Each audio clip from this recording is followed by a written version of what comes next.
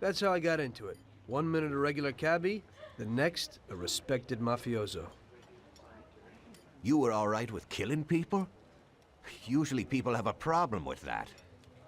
You know, I ain't one of those people with a thirst for blood.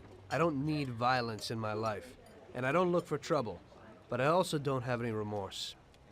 They wanted to outsmart us, so we had to outsmart them. No excuses. It was all the same to me. I wasn't interested in the fates of other people. Everybody said it was just business, and that the family sticks together. It was different from living alone and nobody giving a damn about you. Suddenly you're respected by all the people you meet. Everybody knows you can help them, but you can also destroy their lives. And everybody tries to ingratiate themselves to you. And what about the police? You just walked away, just like that, from a massacre. Didn't you have any problem with this? You work for the police. You ought to know. You know, the Mafia runs the whole city. The Salieri family makes over 25 million bucks every year. The papers were full of it. But nobody saw nothing. If they wanted to stay alive. We paid off the bureaucrats $6 grand a month. Your bosses had liquor at trade price and got payouts for special jobs from both Salieri and Morello. Case closed, lack of evidence.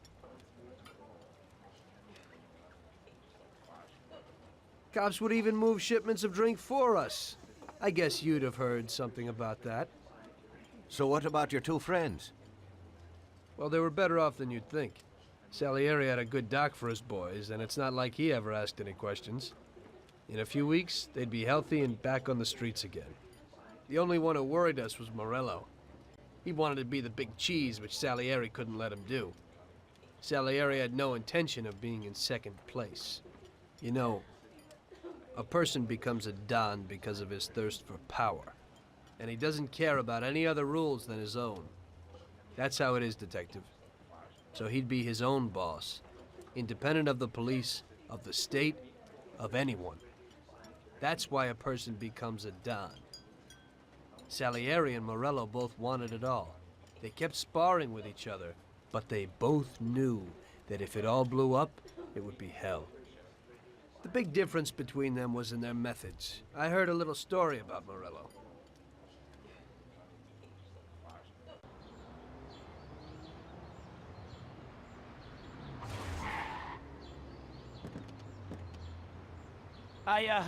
I'm sorry, sir.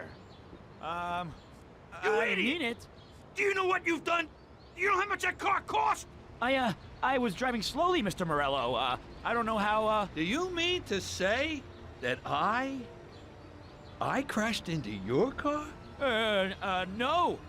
Sir, I wanted, no, sir, No! Faster gets in my way!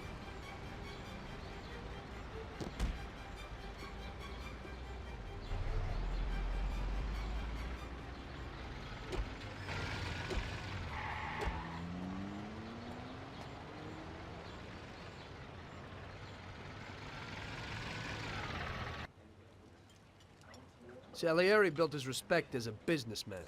Everybody knew that they didn't need to fear him if they did what they should. They knew that if they needed something, they could come to Mr. Salieri. So Salieri made friends, often helped people with various problems, and expected the same in return. When somebody crossed him, they broke a cardinal rule, and everybody knew what would happen. Morello was just a mean bastard. He built his power through violence. Even his friends feared him. Most people just tried to avoid him.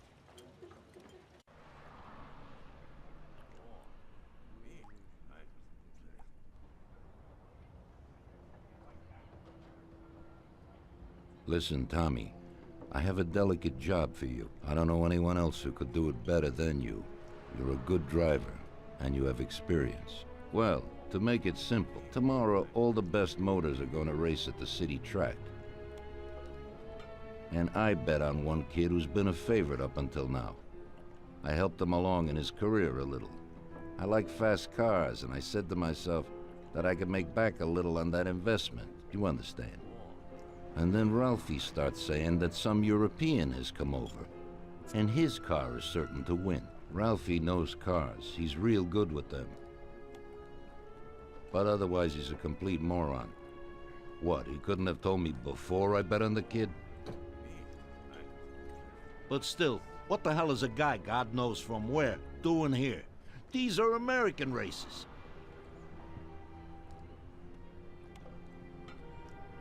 Me and the consigliere here were thinking about what to do.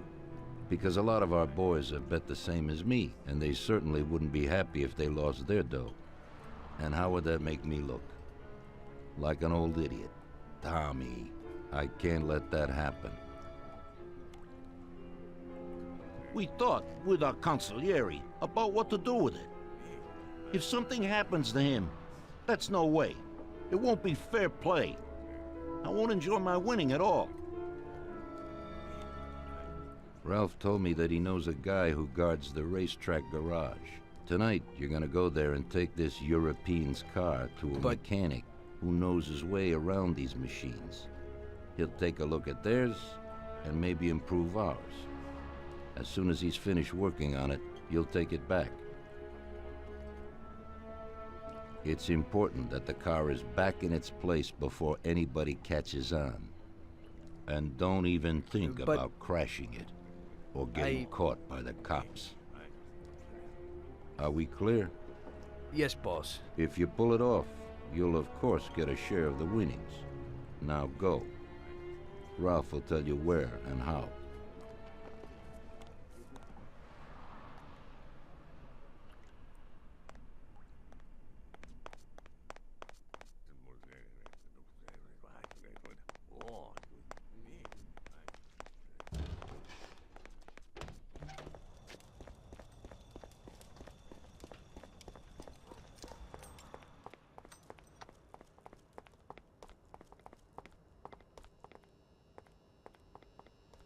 Hey, Ralphie, you got some news about this job? Sure, Tommy. You need to go to the city racetrack and borrow that motor there. My friend Bobby works there. Go around back there, and along the way is the gatehouse. Tell Bobby that Ralph sent you, and Bobby will take you to the car. It's already been agreed with him. And then? You just have to take it to the auto service of my friend Luca Bertoni. It's in Newark under the Giuliani Bridge. He'll take a look at it and tune it a little. And then you just take it back. This should be easy enough. But you gotta get it done before 1:15 a.m. when the guard changes, so that nobody knows that somebody drove the motor in the night. There can't even be a scratch on it, and try to avoid the cops. They mustn't catch you. And how'll I get there?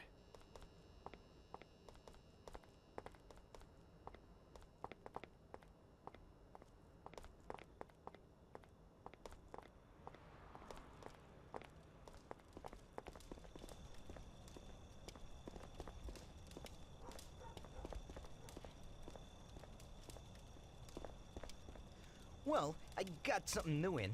Ain't no big thing to swipe one. Watch. You just stick a piece of wire in here and twist it a little, and you get inside where you gotta join these two wires. Yeah, it shouldn't be a problem. Thanks, Ralphie. Now don't you go sparing the gas, Tom.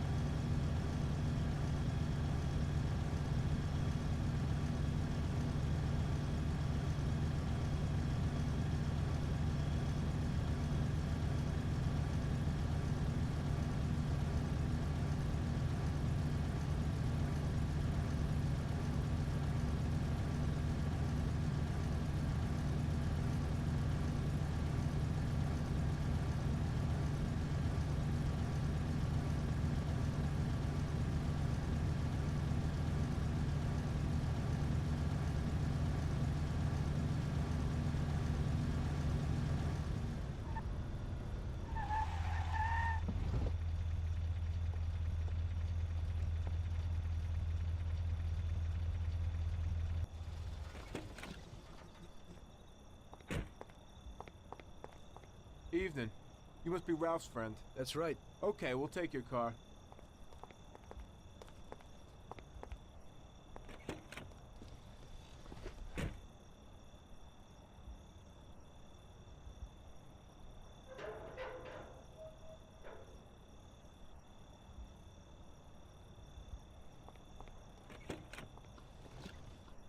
Go in and over to the garage.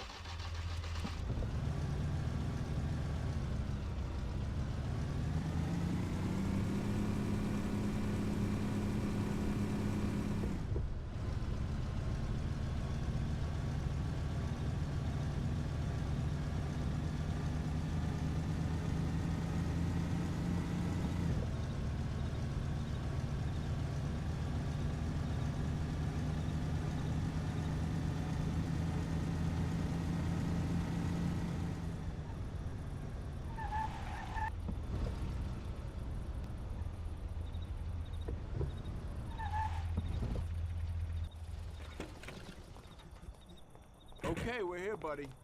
Come on, we haven't got a lot of time.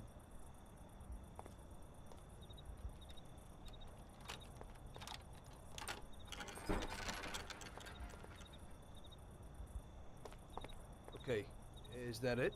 Yeah, buddy, be real careful. There can't even be a scratch on it. And avoid the cops like the devil, because this car will be real obvious. That's right. In about half an hour, the second guard will come. So you gotta be back by then, buddy. And be real careful, that car goes fast. Maybe it's the fastest car in the world, who knows? Sure, Bobby, no problem. I'll take care of it in a half hour.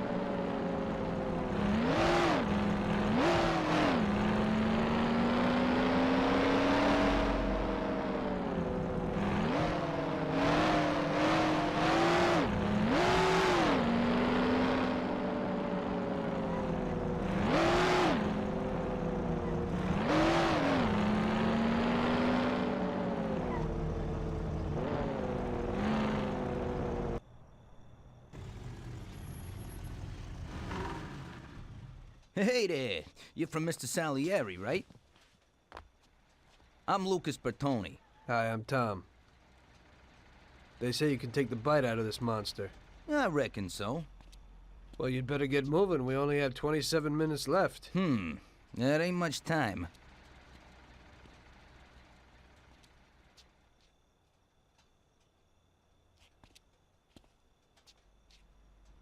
We'll see what could be done. You can hang out a while.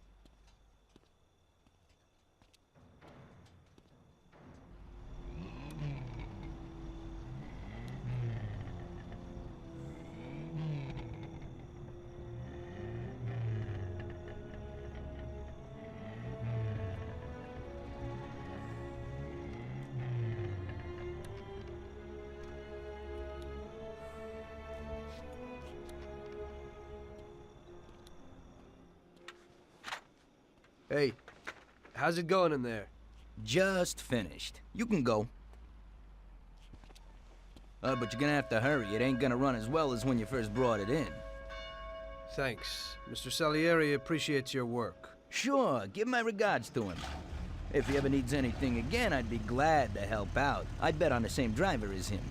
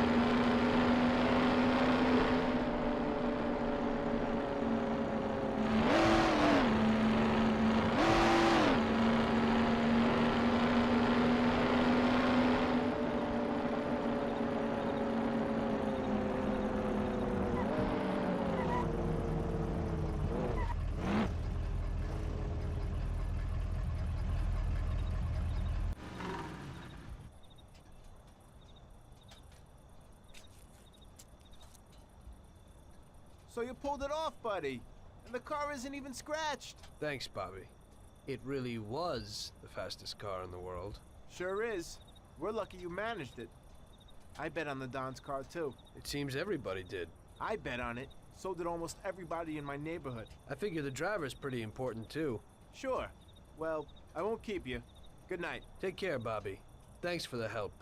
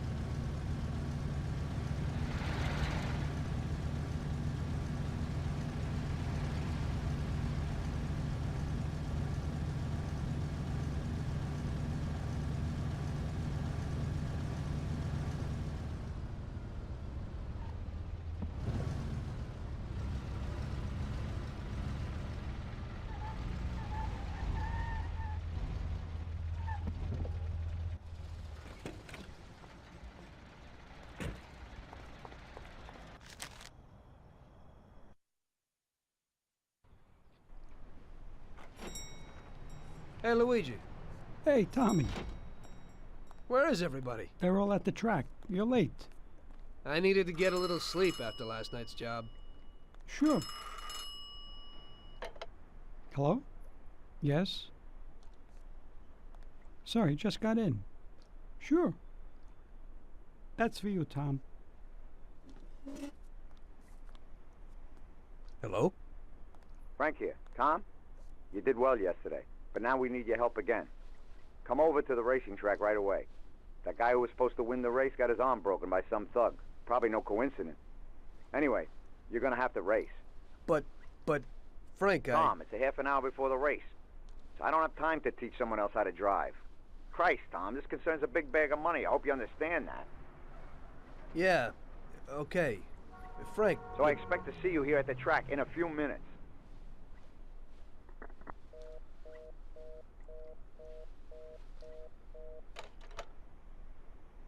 You don't look too excited.